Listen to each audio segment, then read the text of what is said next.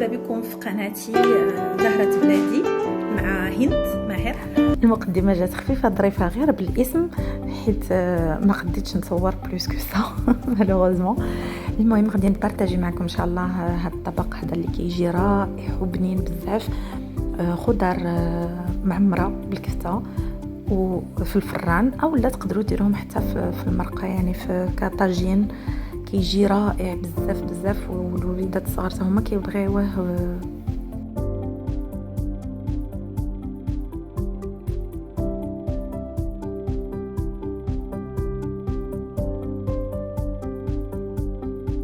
فالبنات هنايا جيت معكم الكوزينه، غادي نديرو ان شاء الله القرعه معمره بالكفته والفلفله وحتى البطاطا. غادي نوريكم كيفاش كدوز المقادير نتاع الوصفه. Je vais farcir les légumes, je vais farcir les courgettes et les poivrons. Et même si vous avez des grosses tomates, vous savez les tomates comme ça, je sais pas comment on les appelle, rondes, les tomates rondes, on peut les farcir aussi avec cette farce, avec de la viande hachée et les patates. Et moi je mets tout dans le four. يعني انا كنعمرها كيف ما كيقولوا المصريين المحشي، هما كيسميوهم المحشي، حنا كنسميوها القرعه معمر. فوالا انا غادي نعمرها، غادي نوريكم الطريقه كيفاش صافي البنات. هنا راه وجدت هنايا البلا اللي غادي يدخل الفران. هنا راني درت بصله مشلضه مع القزبر والمعدنوس. هنا ما عنديش مطيشه عاديه، يعني ما عنديش كاع والو حتى حبه في الدار، فدرت مطيشه نتاع الحك. درت شويه نتاع الخرقوم، شويه نتاع الكوريوند سيشي اللي هو يمكن المعدنوس، شويه طريقه نتاع البزار، الملحه، سكينجبير، الخرقوم بيان سور يمكن قلتو وشويه نتاع الثومه اون بودر. وهنا درت واحد الوريقه نتاع سيدنا موسى صافي. وغادي نزيد شويه نتاع الزيت، يعني هادشي كلشي راه غادي نخلطو ان شاء الله مع بعضياتهم، يعني غادي تجيني بحال شرموله. ومن بعد غادي نخلطهم. وهنايا راه وجدت الفلفله ها هي، يعني ما كنحلهاش، غير كنحيد لها داك الراس وكنخويها من الداخل من ديك الزريعه. وهنا القرعه رانا غسلتها وخويتها بحال هذا الشكل هذا. فوالا كتاخذوا واحد المعلقه وكتدخلوها فيه وكتحيدوا، يعني كتجي سهله للتزوال، يعني ما كتزول دغيا ما كتعذبناش. فوالا. وغادي نجيب البطاطا هي نقشرها حيت انا وليداتي كيبغيو البطاطا. هنا غادي نديروا العماره بالكفته. غناخذ الكفته، غندير شويه نتاع الخرقوم، سكينجبير، الكمون، وشويه نتاع البزار، يعني القوام العادي نتاع الكفته، وشويه نتاع الثومه اون بودر، والبصله محكوكه مع القزبر ومعدنوس مع الربيع. فوالا يعني غادي نشرمل هادشي كلشي غادي ندخلوه فيها. وهنا غادي نستعمل النص نتاع هاد الكميه غندير فيها الرز، والنص الاخر غنخليها هكذا، غاديش ندير الرز. يعني العماره اللي غنعمرو في الخضره غادي ندير فيه الرز، والنص اللي غادي نديرهم هكذاك حيت من بعد غادي نوريكم تفاصيل الفيديو كيفاش غادي ندير. داكوغ غادي نديرهم غير هكذاك مكورين يجيو في البلا. فهنا البنات انا وجدت كل شيء كيف ما قلت لكم. هنا عندي كاع المقادير، غادي نخلط كل شيء.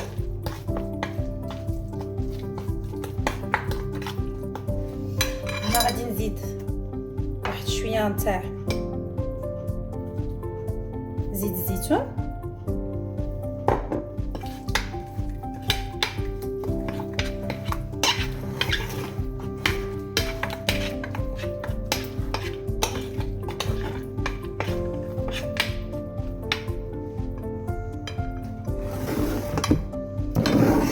فهنا البنات انا وجدت كل شيء كيف ما قلت لكم. هنا عندي كاع المقادير، غادي نخلط كل شيء.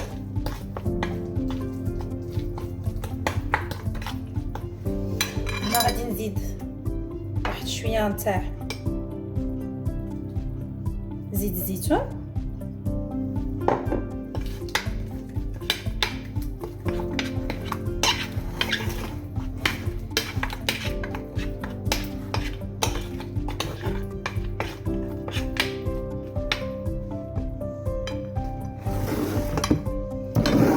وهنا الكفيته ديالنا حتى هي غادي نخلطها.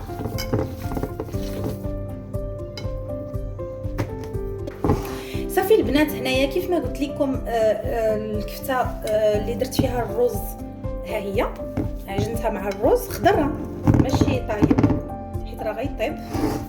وهذه الكفته اللي غتكون ناتور يعني ما فيهاش الرز غنديرها من بعد. بس هنا غناخذ الفلفله ديالي وغادي نعمر بها ديك لا فارس ديالي هذيك العماره. Je vais essayer de faire la traduction en français باش تجيكم سهله. Là j'ai pris un oignon. J'ai pris un oignon coupé ou bien haché avec du persil et de la coriandre. J'ai mis de la sauce tomate ou bien si vous avez un coulis de tomate ou quoi que ce soit, moi j'ai utilisé celle-là. J'ai utilisé aussi comme épices, comme le tagine en fait. J'ai utilisé comme épices le gingembre, le coriandre séché, le curcuma et le sel et le poivre. Voilà, une cuillère chacune. Le poivre juste une petite goutte. Moi je mets pas vraiment une petite goutte, une petite demi-cuillère, yani vraiment un tout petit peu. Et avec un peu de l'huile d'olive et l'huile normale, un mélange. Et avec comment on appelle ça, c'est laurier, je crois que c'est ça, feuille de laurier pour donner un peu plus de goût. Si vous en avez pas, c'est pas la peine. Là j'ai fait à peu près les mêmes épices que j'ai mis ici. Je les ai mis dans la viande hachée pour que ça soit kefta. Et j'ai rajouté juste une demi-cuillère, petite cuillère de cumin. Voilà. Et là je suis en train de farcir les poivrons. Là j'ai lavé, j'ai nettoyé mes poivrons et je vais les farcir.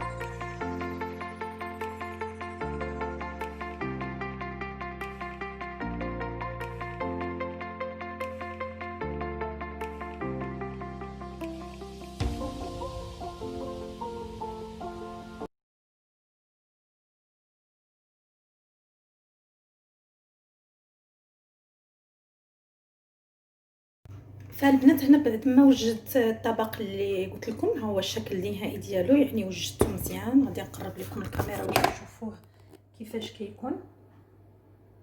هنايا راه وجدت اون سالاد فيت في، وهذه الكفته هذه اللي كانت بقات اللي ما فيهاش الرز، هذه خليتها حتى يقرب يوجد لو بلا الطبق. منين يوجد الطبق عاد نحطوها فيه. Moi j'ai laissé ici les petits bouts de viande hachée sans riz. Je les ai laissés exprès à la fin quand le plat il sera cuit. Après je vais les remettre pour que la viande hachée soit pas trop dure. Voilà, هذيك الكفته خليتها على جنب باش من بعد ما تقصح لنا الكفته من بعد. هنا غادي نغطيها واحد نص ساعه باش تطيب وغنخشيها في الفران. غادي نخشيها في الفران على لي دو نيفو، يعني على جوج طبقات، ومن بعد غادي نقول لكم شحال خدات معايا نتاع الوقت.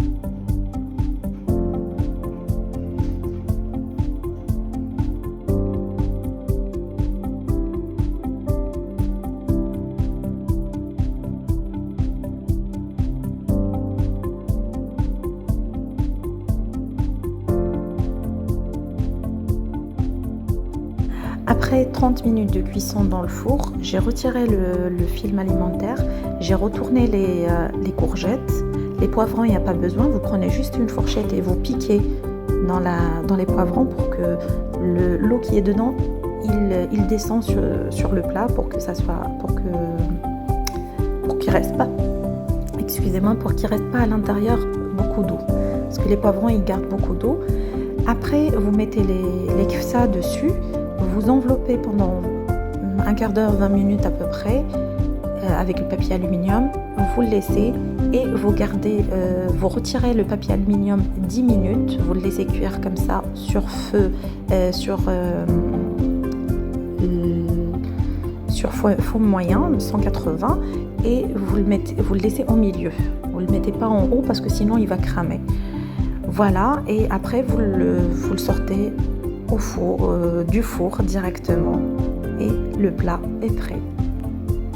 نتمنى يكون الفيديو واضح، راه باين يعني ما فيهش بزاف تاع تعقيدات. غادي غير تاخذوا هذوك لي كورجات تقلبوهم وغتنغزوا ديك الفرشيطه، تنغزوها على الفلفله باش تخرج منها داك الماء، وتحطوا الكفته ديالكم وتدخلوه للفران واحد 20 دقيقه مع البابي الومنيوم. ومن بعد غتحيدوا البابي الومنيوم وتخليوه 10 مينوت دو بلوس على نار، على لي دوز، يعني على لي دو نيفو، باش هكذا يطيب لكم. ما تخليوهش الفوق باش ما يتحرق لكمش الوجه.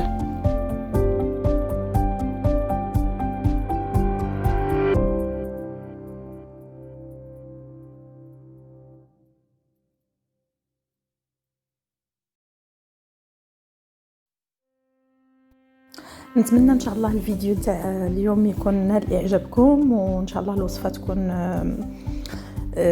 تجربوها وتعطيوني رايكم في التعاليق، وتشجعوني دائما باش نستمر في تحضير فيديوهات جديده، وصفات، روتينات، علاش لا.